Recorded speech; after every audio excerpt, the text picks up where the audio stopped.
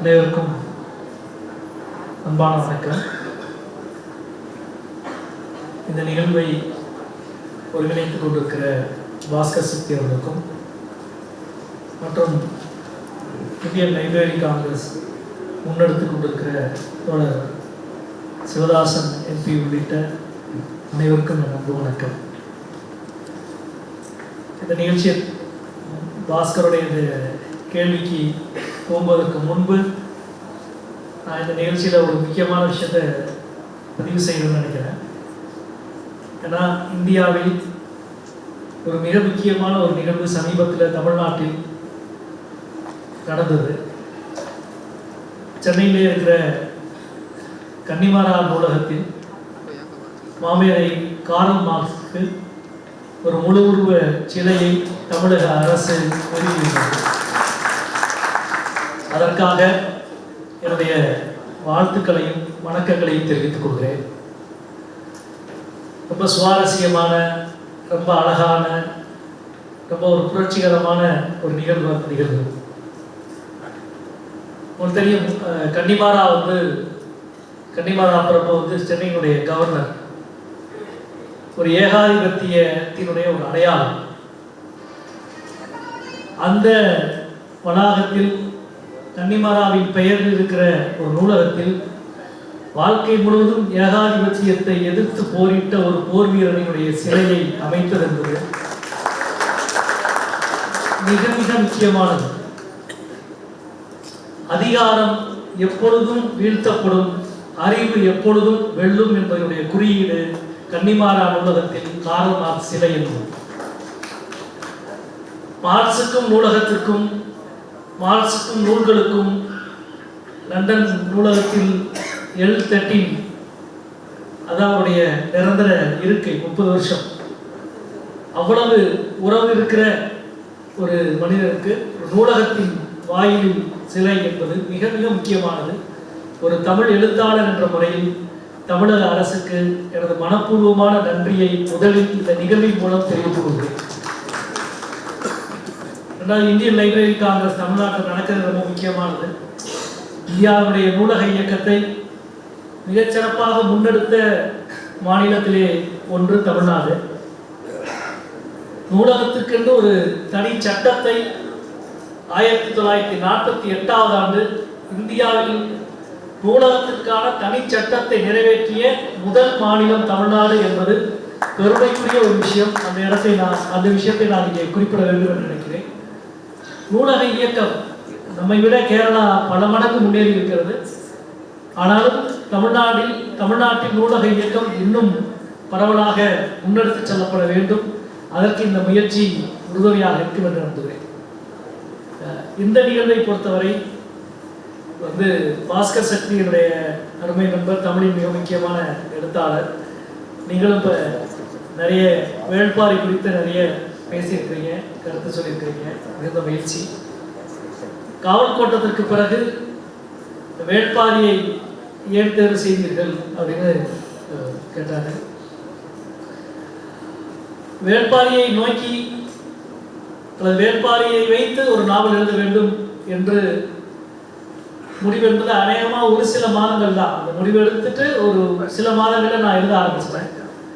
அதுக்கு காரணம் நீங்க ஒரு உண்மையை கண்டறிய ஒரு காட்டுக்குள்ள நீண்ட காலம் அலையலாம். ஆனால் அதை கண்டறிந்த உடன் ஒரு செடியோ, ஒரு மலரோ, அல்லது ஒரு தாவரமோ, ஒரு கொடியோ இருக்கலாம். ஆனால் அது ஒரு மலர், ஒரு செடி, ஒரு கொடியோ இல்லை. மொத்த காட்டின் குணமும் அதுக்குள் இருக்கிறது, மொத்த காட்டின் மனமும் அதற்குள் இருக்கிறது. அப்படித்தான் வேள்பாரி. ஒரு சங்க இலக்கியம் என்பது ஒரு 10,000 ஆண்டுகால நினைவின் தொகுப்பு. இன்னைக்கு நேற்றைக்கு பார்த்துப்பீங்க, எகிப்தில் ஒரு தமிழ் சொல் கிடைக்கிறது. கீழடியில அல்லது பொருணையில பல இடங்களில் கடந்த ஒரு 5 வருஷமா 10 வருஷமா நடக்கிற தொல்லியல் அகழாய்வெல்லாம் மிகப்பெரிய உண்மைகளை வெளிக்கொண்டு வந்துட்டே இருக்கு. இவை எல்லாவற்றையும் தொகுத்து பார்த்தா இது எல்லாத்துக்கும் இருக்கிற மிகப்பெரிய ஆவணமாக சங்க இலக்கியம் நமக்கு இருக்கு. இந்த சங்க இலக்கியத்தினுடைய ஒரு மைய புள்ளி, மைய முடிச்சு எது அப்படின்னு பார்த்தா ஒரு இனக்குழு சமூகம் அழிந்து ஒரு உடைமை சமூகம் எழுந்து அது உச்சத்துக்கு வரும்போது சங்க இலக்கியம் முடிஞ்சது.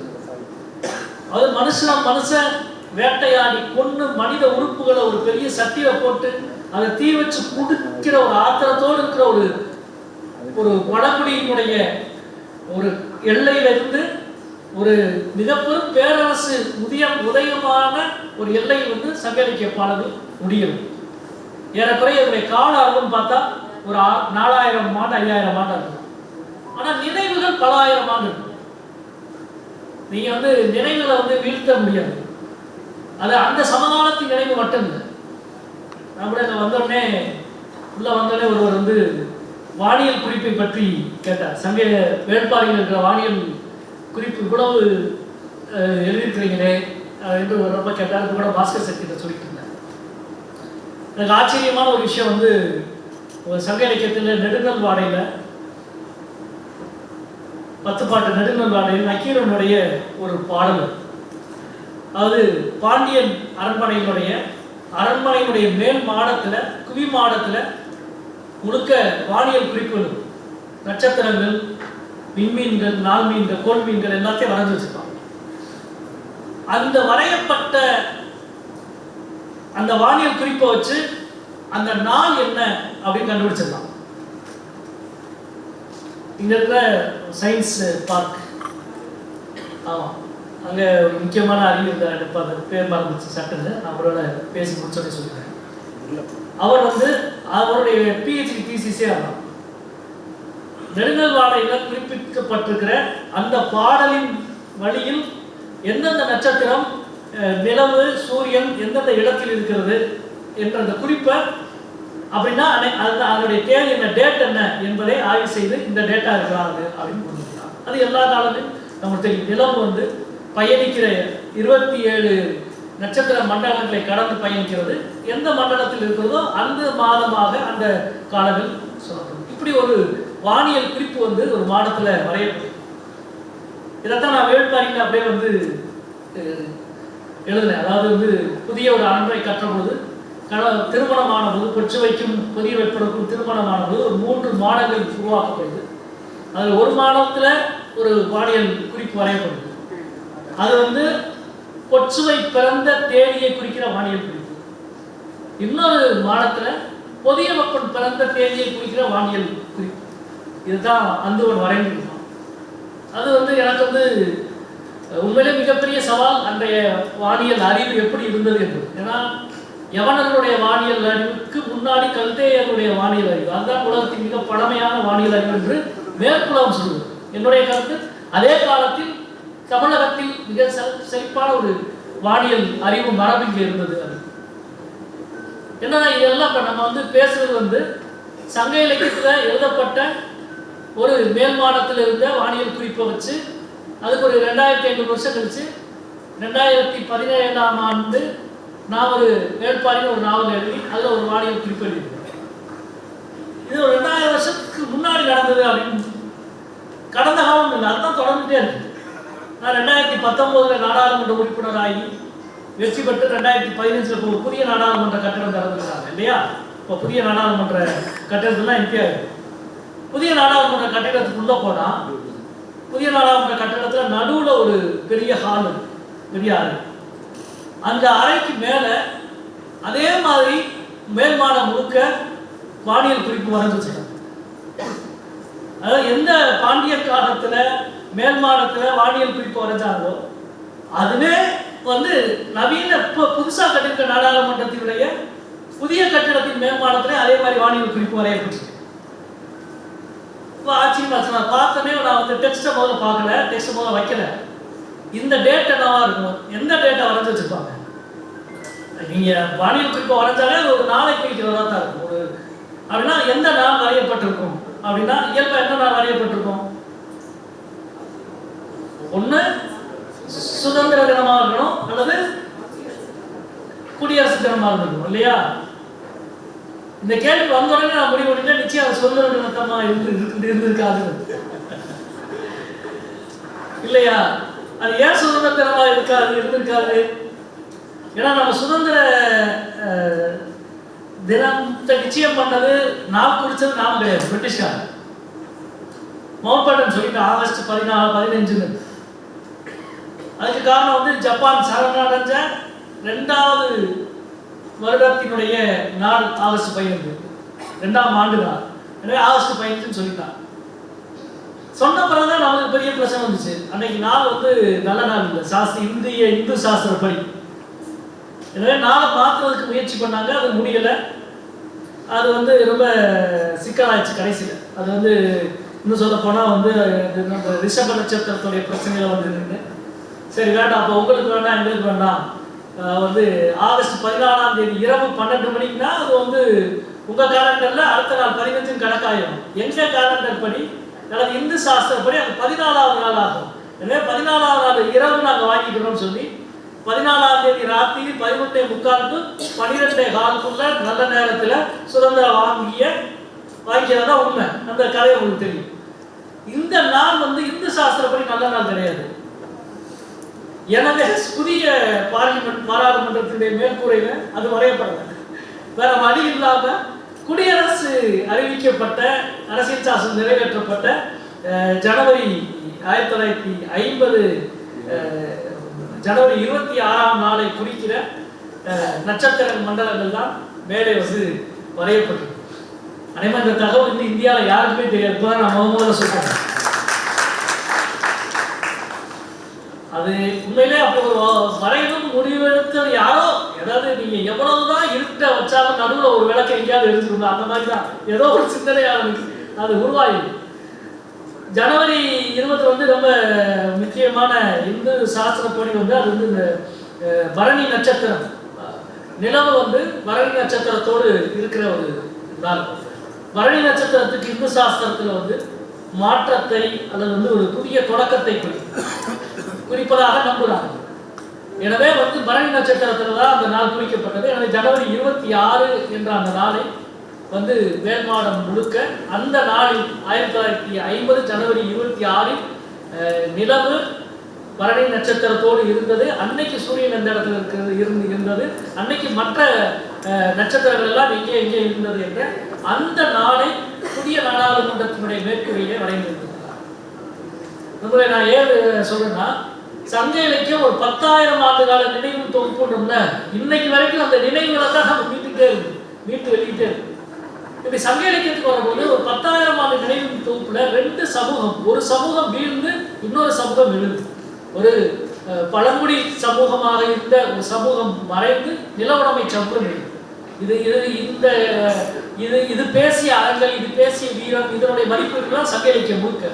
இந்த 2 முரண்பாட்டினுடைய மைய புள்ளியாக இருக்கிற ஒரு மனிதர், ஒரு கதாபாத்திரம், ஒரு வரலாற்று மாந்தர் இருக்கிறான்னா அவன் தான் வேள்பாரி. எனவே வேள்பாரியை பேசுவது மொத்த சங்க இலக்கியத்தினுடைய மைய புள்ளியை பேசுவதற்கு நிகழ். எனவே தான் வேள்பாரியை ஒரு கதாநாயகனாக மையப்படுத்தி இந்த நாவலை நான்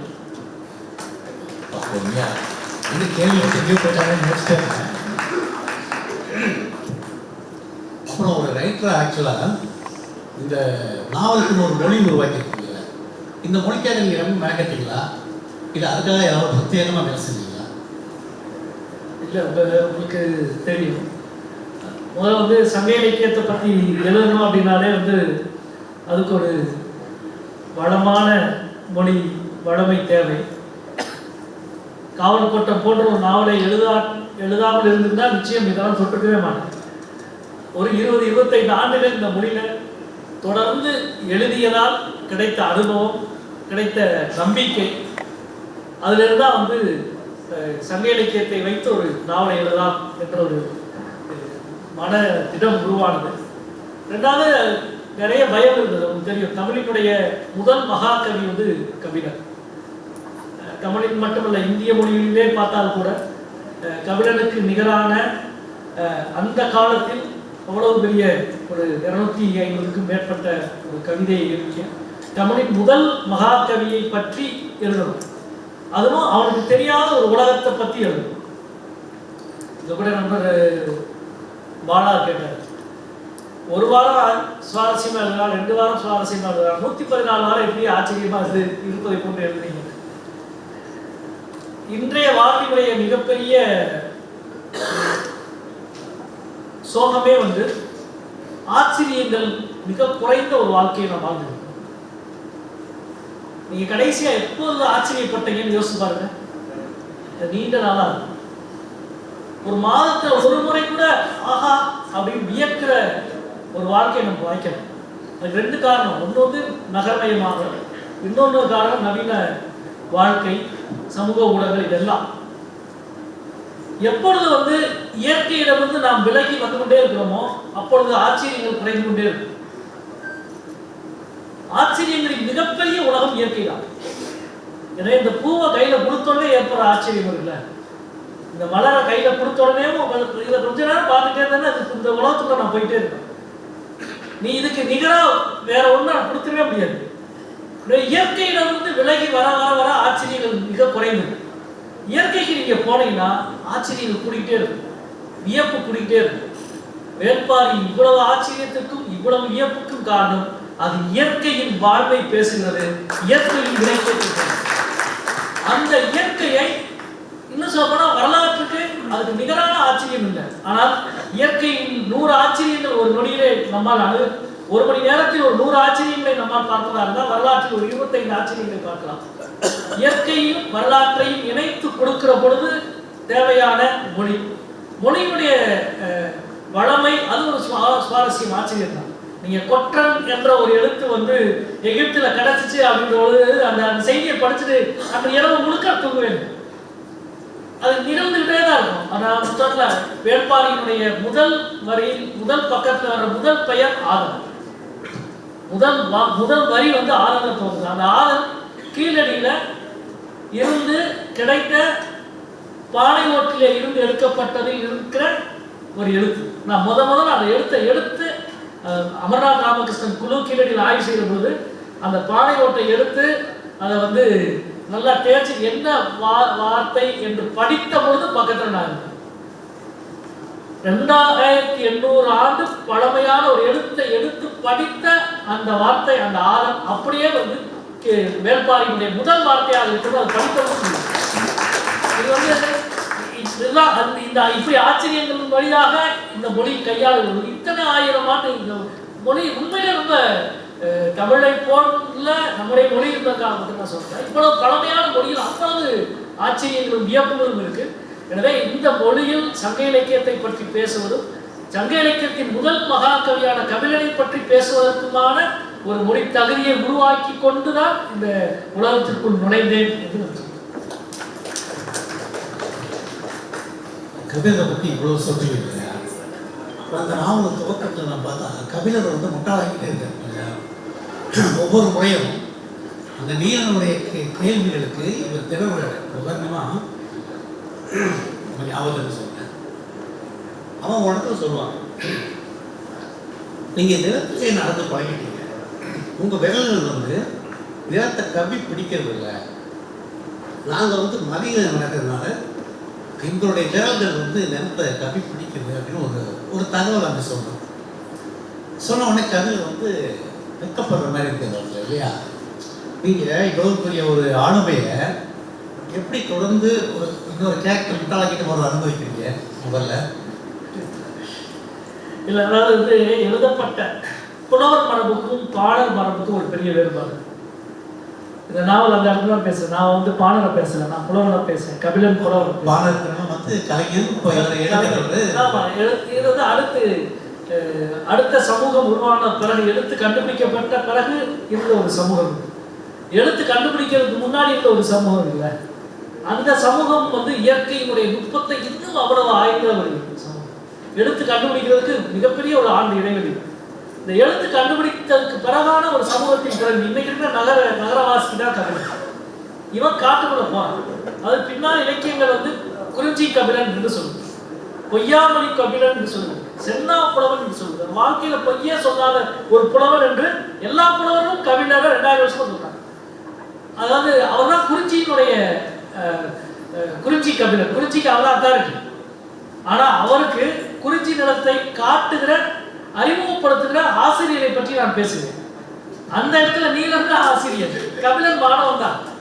நீங்க முதல் அத்தியாயத்துல கபிலனுக்கு ஏற்படுற வியப்பு 114வது அத்தியாயத்திலே இருக்கும். ஏன்னா 114 அத்தியாயத்தில் கண்டறியப்படுவதல்ல காடு, அது காலகாலமாய் கண்டறியப்பட்டு கொண்டே இருக்கும். கபிலன் என்பது வேறு யாரும் அல்ல, நான் தான். நான் நுழைகிற ஒவ்வொருவருக்கும் அந்த வியப்பு இருந்துட்டே இருக்கும். இசைக்கு காட்டுக்கு போனாலும் வனத்துக்குள் போனாலும் ஒரு பழங்குடியின் சமூகத்தினம் 5 நிமிடம் பேசினாலும். சமீபத்தில் நான் வந்து தமிழ்நாடு பழங்குடிகள் சங்கத்தினுடைய மாநாடு போயிருக்கேன். என்னை பேச கூப்பிட்டாங்க. எனக்கு தெரியும் அங்க இருக்கிறது, அதாவது வேற வழியில்லாம ஒரு அரசியல் நான் பேசுறேன். ஆனா நான் போனது அவர்களே பேச கூடாது. நான் பேசுற அரசியல் ஒப்பு முடிச்சு அன்னைக்கு இரவு அவங்களோட உட்கார்ந்து பேசிட்டே இருக்கிறது ஒரு கேட்ட கேள்வி, தமிழ்நாட்டு பழங்குடிகள் எத்தனை மொழி பேசுகிறார்கள் அப்படின்னு. ஏறக்குறைய 64 மொழி பேசுகிறார்கள். தமிழ்நாட்டின் மேற்கு மலை தொடர்ச்சியில் தமிழ்நாட்டு பகுதிக்குள் இருக்கிற பழங்குடி மக்கள் பேசுகிறது ஏறக்குறைய 60க்கும் மேற்பட்டது. அது தென்கோடி காணிகளில் துவங்கி கன்னியாகுமரியில் மேற்கு மலை காணிகளில் ஆரம்பிச்சு, இன்னும் சொல்ல போனால் மலையாளம் தமிழிலிருந்து பிரிவதற்கு முன்பு இருந்த ஆதி தமிழை பேசுகிற பழங்குடிகளை பார்க்கிறார். நீ வந்து பொதிகை மலைக்கு மலையில் மேலே இருக்கிற பகுதிகளிலே இருக்கிற காணிகள் பேசுகிற மொழி மலையாளம் கிளைபெரியா உண்மொழி. அது மலைக்கு பள்ளம், மலையினுடைய பின்பக்கம் இருக்கிற பள்ளத்துல பிரிச்சு போனவங்களை பத்தி பேசுறாங்க. அதாவது மலையினுடைய ஆழத்துல இருந்த மக்கள் எங்களை வந்து பிரிச்சு போனாங்க. அந்த மலையாளம் என்ற சொல் எங்கே இருந்து வந்து, நான் இந்த பக்கம் இருக்கிற மலையை தாண்டி அந்த ஆழத்துல இருந்து பேசுகிற சொல் அந்த மலை ஆழம் என்ற சொல்ல அந்த இடத்துல இருந்து உதயமானதா இருக்கு. எனவே கபிலனுக்கு கற்றுத்தந்த ஆசிரியர்களை பற்றிய ஒரு நாவல். கபிலர் மாணவன் தான், காலகாலமாக இயற்கைக்கு முன்பு மனிதர்கள் மாணவர்கள் தான். ரொம்ப உதவிக்க வைக்கிற வியப்பேற்படுத்துகிற பல இடங்கள் தான் நான் பார்த்தேன் வேள்பாரியில். ஸோ பேச வைக்கிறதுக்காக தான் சில கேள்விகள்லாம் கேட்குறது. ஒரு இடம் எனக்கு ரொம்ப பிடிச்சிருந்தது. ஒரு ஆக்சுவலாக வெங்கடேசன் வந்து அடிப்படையில் ஒரு கவிஞர் இல்லையா, அவன் நீலன் கேட்பான் எழுத்துனா என்ன அப்படின்னு கேட்குறான் இல்லையா, எழுத்துனா மொழின்னா என்னன்னு கேட்குறேன் கேட்பான். அப்போ இவர் அவன்கிட்ட சொல்லுவார், யானையை படம் வரைஞ்சி காட்டியிருக்கியா அப்படின்னு கேட்பார். யானையோ வார்த்தையோ படம் வரைஞ்சி ஆமாம் அப்படின்னு. நான் வந்து வார்த்தையை படம் வரைஞ்சி காட்டுறேன் அப்படின்னு தான் எனக்கு. நீங்கள் இந்த டெஃபனேஷன் இருக்கு இல்லையா, இது வந்து ஒரு கவிஞனுடைய எனக்கு அதை படித்தோடனே மிகப்பெரிய ஒரு வியப்பம் மரியாதை ஏற்படுச்சு.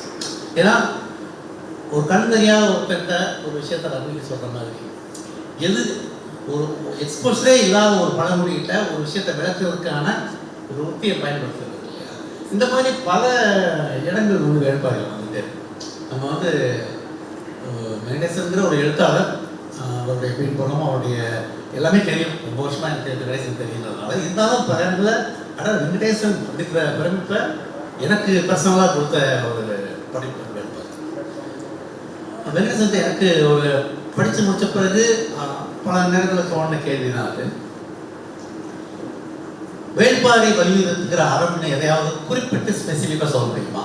எந்த அறத்தை வேள்பாரி ஒற்றை இதுதான் அப்படின்னு ஸ்பெசிஃபிக்காக வலியுறுத்துது? முக்கியமான ஒரு கேள்வி. ஏன்னா அறம் என்ற சொல் ஒரு நீதியை சொல்லுகிறது. பௌத்தர்கள் பேசுகிற அறம் பௌத்தத்தின் நீதியை சொல்லுகிறது. சமணர்கள் பேசுகிற அறம் சமணத்தின் நீதியை சொல்லுகிறது. மனுவாதிகள் பேசுகிற அறம் மனுவாதிகள் தாங்கள் நீதி என்று என்ன நினைக்கிறார்களோ அதை சொல்லுகிறது. இப்போ வேள்பாரி பேசுகிற அறம் என்ன அப்படின்னு, இந்த மதங்கள் எல்லாம் உருவாவதற்கு முன்பு இருந்த காலத்தில் மனிதன் பேசிய அறத்தை வேள்பாரி சொல்கிறார். அந்த மலையாள மொழிபெயர்ப்பு நிகழ்ச்சியில சொன்ன வேள்பாரி பேசுறது தர்மம். தர்மம்னா தமிழ்ல வேற ஒரு அர்த்தம் இருக்கு. அது தர்மம் அல்ல, இது அறம். வேள்பாரி வந்து கொடையாளன் அல்ல. அவன் வந்து கர்ணனை போல அல்லது வந்து வேறு சமஸ்கிருத புராணங்களில் வருவதை போல அவன் ஒரு கொடையாளன் அல்ல. அவன் ஒரு அறம் பேசுகிறான். இந்த உலகத்தில் ஒவ்வொரு உயிருக்கும் அதற்கு இருக்கிற உரிமையை நியாயப்படுத்தி நிலைநிறுத்த பேசப்படுகிற அறத்தை வேள்பாரி பேசுகிறார். எல்லா உயிருக்கும் இந்த உலகத்தில் ஒரு உரிமை இருக்கிறது. அந்த உரிமையை எதன் பொருட்டும் காவு வாங்கக்கூடாது. யாருடைய நலனின் பொருட்டும் இன்னொரு உயிருக்குரிய உரிமையை எடுத்துக்கொள்ளக்கூடாது. எனவே இயற்கைக்கும் மனித நிலைக்கும் இருக்கிற அந்த சமன்பாடு குறையாத ஒரு அறத்தை வேள்பாரி பேசுகிறது என்றுதான் நான் நினைக்கிறேன். அதற்கு பிறகு அதுதான் அந்த காலம் சரியாக. அதற்கு பிறகு பௌத்தம், சமணம், அதிலிருந்து இன்னும் சிலவற்றை அதிகாரத்திற்கு இசைவான சிலவற்றை அறங்களாக வடிவமைத்துக் கொண்டே வந்து எங்கேயோ வந்து நின்றுட்டோம். ஆனால் முதலில் பாரி ஒரு அறத்தை பேசுகிறான் என்றால் அந்த தடுமாற்றம் பாரிக்கே இருக்கும். சில இடங்கள்ல அந்த தடுமாற்றம் இருக்கும், மனிதர்கள் என்ற முறையில் அந்த தடுமாற்றம் இருக்கும். ஆனால் அந்த இடத்திலே இயற்கைக்கும் மனிதனுக்குமான இந்த உறவை குலைக்காத ஒரு உறவை பேணுகிற ஒரு அறத்தை வேள்பாரி பேசுகிறது என்று நான் நினைக்கிறேன். இன்னொரு கேள்வி இது ஒரு பறவை வருது இல்லையா, காக்கா வச்சுன்னு ஒரு பறவை இருக்கு. அந்த இடத்துல ஒரு வரி ஆக்சுவலாக 2 பறவை வரும் அந்த காட்சியில், படித்தவங்களுக்கு தெரிஞ்சுக்கலாம். அதில் வந்து கபிலர் வந்து அந்த பறவையை பார்த்துருப்பார். அவன் வந்து தற்காப்பின் போட்டு அந்த பறவையை பார்க்காமே தப்பிப்பாங்க. கபிலர் பார்த்துருப்பாரு. அதுக்கப்புறம் 2வது அவர் பேசும்போது கபிலர் வந்து அவன்கிட்ட ஒரு விஷயம் சொல்லுவார். அந்த இடம் அந்த வார்த்தை இருக்குல்ல, சில இடத்துல வந்து சில வார்த்தை தெரிப்புகள் ரொம்ப அற்புதமாக இருக்கும். அப்போ அவர் சொல்லுவார், உங்களுக்கு ஏற்கனவே அந்த பறவை தெரியும், அதனால் நீங்கள் அதை பார்க்காம தவிர்த்துட்டீங்க, எனக்கு தெரியாத நான் அதை பார்த்தேன் அப்படிங்கிற போது அதை என்ன வழி சொல்லுவாங்கன்னா, அறியாமை தான் சில சமயம் நிறைய விஷயங்கள் நமக்கு தெரியப்படுறது, அறிந்திருப்பதை தெரியப்படுறதில்லை அப்படிங்கிற அர்த்தத்தில் சொல்லிச்சு. அறியாமை தான் பல விஷயங்களை கற்றுக்கொள்ள செஞ்சுக்கிறது. அந்த மாதிரி அறியாமையாக ஒரு சில கேள்விகளை மட்டும் நான் கேட்குறேன்.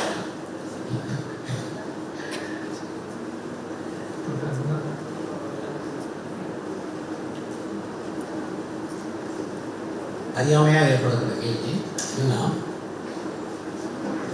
பாரியுடைய மிக முக்கியமானது வந்து வள்ளல் தன்மை அப்படின்னு சொல்லுவோம். கடையேழு வள்ளல் இருக்கிறத கொடுப்பான், இருக்கிறத கொடுப்பான். இதை எப்படி டிஃபைன் பண்ணலாம்? இப்போ ஆரம்பத்தில் நீங்கள் ஒரு டெஃபினேஷன் பண்ணீங்க, கந்தர்வன் முறையில் புண்ணியம் என்பது இச்சிலை ஈதல் அப்படின்னு சொல்லுவாங்க. இந்த வள்ளல் தன்மையை நீங்கள் எப்படி டிஃபைன் பண்ணுவீங்க? என்கிட்ட நிறைய இருக்குது, நான் அதை கொஞ்சம் கொடுக்குறேன் அப்படிங்கிறது தான் பாரியா. பாரியுடைய இப்போ கர்ணனுக்குன்னு ஒரு வள்ளல் தன்மை சொல்கிறாங்க புராணத்தில். பாரியுடைய வள்ளல் தன்மையை எப்படி நீங்கள் டிஃபைன் பண்ணுவீங்க? கடந்த கேள்விக்கு அதான் நான் சொல்றேன். பாரி வள்ளல், அதாவது வந்து சங்க இலக்கியம் வந்து 7 வள்ளல்களை சொல்லுவோம். புராணங்கள்ல நிறைய வள்ளல்கள் இருக்கிறாங்க.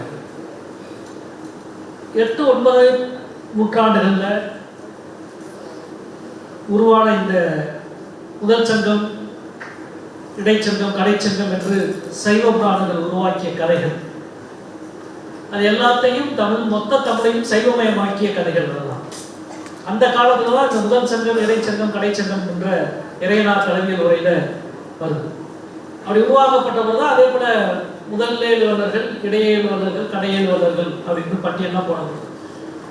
அதுல முதல் 7 வள்ளல், இடையேழு வள்ளல் என்று சொல்பவர்கள்லாம் புராண கதாமாந்தர்கள், புனை கதைகள், கதாபாத்திரங்கள். கடையேழு வள்ளல்கள் என்று அவர்கள் வகைப்படுத்தியது தமிழ் 7 வள்ளல்கள். சங்க இலக்கியம் பேசுகிற இந்த 7 வள்ளல்கள், இந்த 7 பேரும் வரலாற்று மைந்தர்கள், கற்பனை கதாபாத்திரங்கள், வரலாற்று மைந்தர்கள். இந்த 7 பேர்ல யாருமே வேந்தர்கள் கிடையாது, பெரும் மன்னர்கள் கிடையாது. 7 பேருமே குறுநில மன்னர்கள். என்ன சொல்ல போனால் குறிச்சியிலும் உள்ளையிலும் வாழ்ந்தவர்கள். அந்த 7 பேரை வள்ளல் என்று தமிழ் அறிவு சமூகம் சுமார் 2500 வருடம் பாதுகாத்து வந்தது. இந்த பட்டியலை கூட்டவே இல்லை. நீங்க ஆச்சரியமா, இந்த பட்டியல் சங்க காலத்துல சங்கப்பாடல்கள் இருக்கிறது. சங்கப்பாடல்கள் பின்னால தொகுக்கப்படுது. உங்களுக்கு தெரியும், பின்னால பாண்டியர்கள் வந்து அதை தொகுத்தாங்க. தொகுத்த பொழுது கூட பாண்டிய மன்னன், ஒரு பாண்டிய மன்னனை இந்த 7ல் 1 8வது சேரும் சேர்த்தாங்க. இந்த கல்வெட்டை மாத்திரமாக இன்னொருத்தர் சரி மூவேந்தர்கள் ஆளுக்கு ஒரு பேரை சேர்த்துக்கலான்னு தான் சேர்க்கிறேன். இந்த 7 பேர் தான் நம்முடைய வள்ளல்கள் என்ற ஒரு பட்டியலை 2000 ஆண்டு தமிழ் அறிவு சமூகம் ஏற்று நிலைநிறுத்தி பாதுகாத்து கொண்டாடி உள்ளது. இவங்க வள்ளல்கள் இருப்பதை கொடுப்பவர்கள் அப்படின்னா, இவர்களை விட பெருவேந்தர்கள் நிறைய பேர் இருந்தாங்க, அவங்க நிறைய கொடுத்துருப்பாங்க. இதை இருப்பதை கொடுப்பதல்ல, வள்ளல் தன்மை இருந்தால் நான் முதலே குறிப்பிட்டேன். ஒரு முல்லைக்கு தேரை கொடுப்பதற்கு ஒரு குறியீடு, மயிலுக்கு போரை கொடுப்பதற்கு ஒரு குறியீடு. அந்த குறியீட்டின் மூலம் ஒரு மனித வாழ்வு காடுகளிலே இருந்து மலைப்பகுதிகளிலே இருந்து வெளியிலே வந்து குடும்ப அமைப்பு உருவாகி தனக்கு தனது சந்ததிக்கு என்று உடைமை மீதான உரிமை கோரல் உருவான பிறகு, உடைமைகளை எல்லாம் சூறையாடுகிற மனம் உருவான பிறகு, அந்த மனதின் மீது ஆசை ஊற்றி ஊற்றி ஊற்றி ஆசை என்ற பெருவெள்ளத்தில் மனித மனம் பாய்ச்சாக போய்கொண்டிருக்கும் பொழுது ஆசையை பிடித்து நிறுத்தி நிதானமாக நில் என்று சொல்லுகிற குணம்தான் வள்ளல் தன்மையின் அடிப்படை என்று நான் நினைக்கிறேன். அதுதான் நம்முடைய 7 வள்ளலின் குணம் என்று நான் கருதுகிறேன். நீங்க டிபேட் பண்ற போது இருக்காரு இல்லையா, அவருக்கு எந்த விதமான சக்தியும் இல்லை. அவர் காதலிச்சாரு, ஒரு பெண்ணோட சிநேகமா இருந்தாரு, அதை தாண்டி ஒரு வீரமான மனிதராக இருந்திருக்கலாம், விலங்குகளெல்லாம் பயப்படக்கூடிய ஒருத்தராக இருந்திருக்கலாம், என்னவா இருக்கலாம், அதுக்கான ஸ்பேஸ்லாம் இருக்கு கதையில். முருகன் அப்படின்னு கடவுளாக ஒரு மதத்தின் உள்ள சிறைப்பட்ட ஒரு மனிதரை ஒரு நாவல்ல பாத்திரமா ஆக்குறதுக்கு ஒரு பெரிய தைரியம் வேணும். அந்த தைரியம் உங்களுக்கு இருக்கு. இந்த முருகன் இப்படித்தான் இருக்கணும் அப்படிங்கிற ஒரு எண்ணம் வந்துருக்கும் இல்லையா? அப்போ உங்களுக்கு இந்த சிக்கல்கள்லாம் இல்லையா? நம்ம ஒரு கடவுளை எழுதுறோம் அப்படின்னா தமிழில் எழுதும்போது பிரச்சனை இல்லை, எந்த பொருளும் சட்டைக்க மாட்டாங்க உங்ககிட்ட, எந்த எழுத்தாளரும் உங்ககிட்ட போய்க்க மாட்டாங்க. நீங்கள் கபிலில் என்ன வேணால் நீங்கள் பண்ணலாம். ஆனால் முருகனை நீங்கள் வேறு விதமான ஒரு வடிவம் கொடுக்கும்போது அது எந்த மாதிரியான மனநிலையில் நீங்கள் அதை எழுதுனீங்க? இல்லை ஒருவேளை விமர்சனம் வரும்னு எதிர்பார்த்தீங்களா? விமர்சனம் வந்து அதை எதிர்கொள்வதற்கு என்ன மாதிரியான தயாரிப்பு எழுதுறீங்க? அதை பற்றியெல்லாம் கொஞ்சம் சொல்லுங்கள். ஒரு ரைட்டராக நான் இதை தெரிஞ்சுக்கணும்னு சொல்கிறேன்.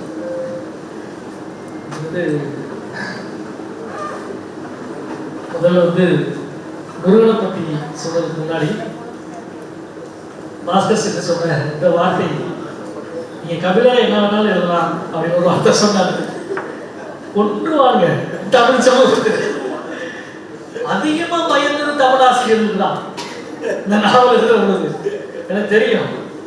ஏன்னா அது இத்தனை ஆயிரம் ஆண்டு தமிழ் சமூகம் கொண்டாடி போற்றி பாதுகாத்து கொண்டிருக்கிற ஒரு இலக்கிய அறிவு மரபு. அதை கை வைக்கிற பொழுது நான் ஒரு தவறான ஒரு முன்மொழிவோ தவறான அர்த்தத்தையோ தவற இழைத்தனா அது சாதாரண அடி இல்லை. அவ்வளோதான். இந்த நாவல் எந்த கட்டத்திலும் சரிந்து விடும், அந்த அடி அடிச்சிருவாங்க. எனவே தமிழர் அங்கெல்லாம் தொட்ட முடியாது. ஒன்று.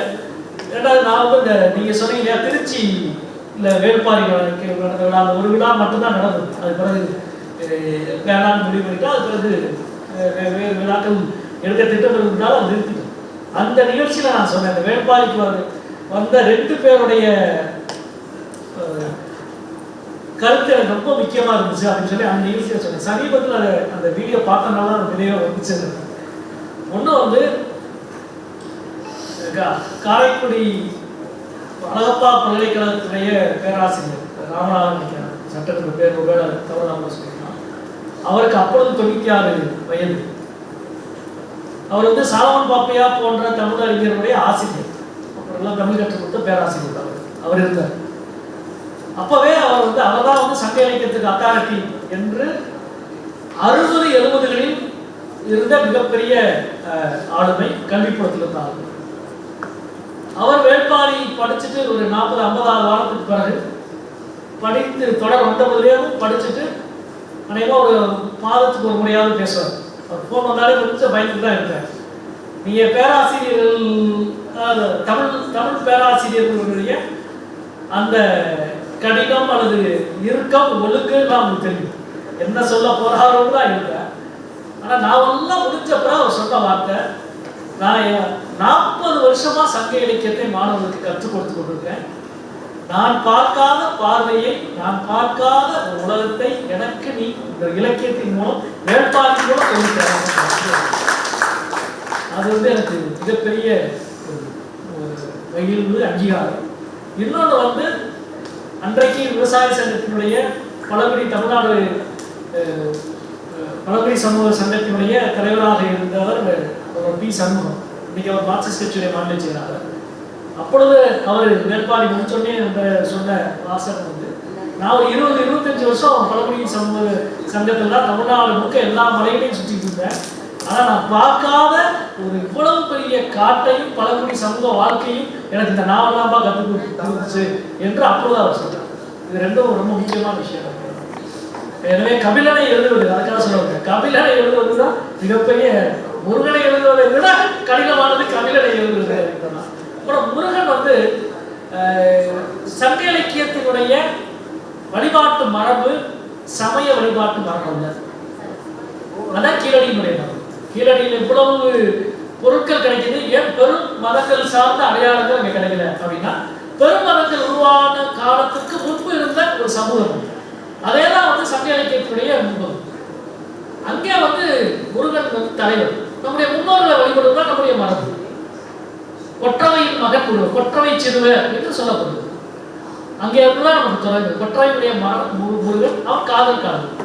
நீங்க இலக்கிய வரலாற்று நீங்க பாத்தீங்கன்னா காதல் கடவுள் யாரு அப்படின்னா, அந்த ஹீரோக்கள் மாறுற மாதிரி ஒரு ஒவ்வொரு 10 வருஷமே ஒரு ஹீரோ ரொமான்டிக் ஹீரோவா ஒருத்தர் போர்ட்ரேட் பண்ற மாதிரி முதல்ல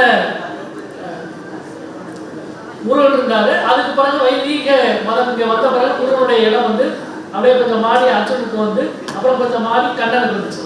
இப்படி ஒவ்வொரு இடத்துக்கும் மாறி மாறி ஒவ்வொரு சமூகம் ஒரு இலக்கியம் ஒரு தத்துவம் ஆளுகிற பொழுது ஆளுகிற தத்துவத்தின் குறியீடுகள் ஆதிக்கம் செலுத்தும். இதுதான் முருகனை பொறுத்த வரைக்கும் தமிழ் சமூகத்துக்கு காதல் கடவுள். காதல் வேண்டி வேர்க்கோட்டத்துக்கு போய் காதல் நிறைவேறணும் என்று மனிதர்கள் பாடியிருக்கிறார்கள், மனிதர்கள் கொண்டாடி இருக்கிறார்கள். எனக்கு காதல் வர்றதுக்கான காதல் பேய் பிடித்து ஆட்ட போய் நின்றுக்கிறார்.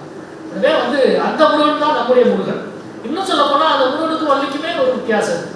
முருகனை விட வள்ளி சமூக மாற்றத்தில் அடுத்த கட்டத்துக்கு போயிட்டார். அவ வேளாண்மை கண்டுபிடித்து விட்டார்கள், பயிர் செய்ய கண்டுபிடிச்சிட்டாங்க. பழங்குடி வாழ்க்கை, அதாவது இயற்கையை இருந்து மற்றும் பறித்து வாழ்ந்த வாழ்க்கை மாறி உற்பத்தி செய்கிற ஒரு வாழ்க்கைக்கு மனித சமூகம் நகர்ந்துச்சு. அதான் வேளாண்மை மிகப்பெரிய ஒரு புரட்சி.